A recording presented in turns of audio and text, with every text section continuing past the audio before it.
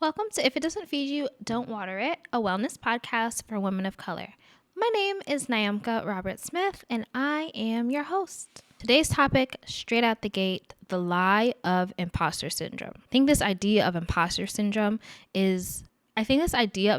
syndrome circulates heavily around women of color, especially when we are one of the few who look like us in certain spaces. And while I understand imposter syndrome and have felt too oftentimes that I maybe wasn't good enough or maybe that my voice didn't matter, honestly, starting this podcast was one of those times where I felt like maybe what I have to say doesn't matter or isn't important. But even though I felt that, the truth is that that's not true. The truth is that that's wrong.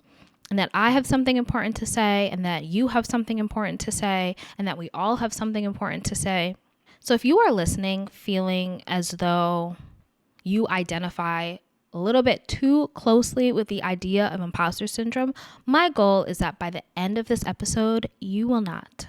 And you will have what I call white mediocre man energy.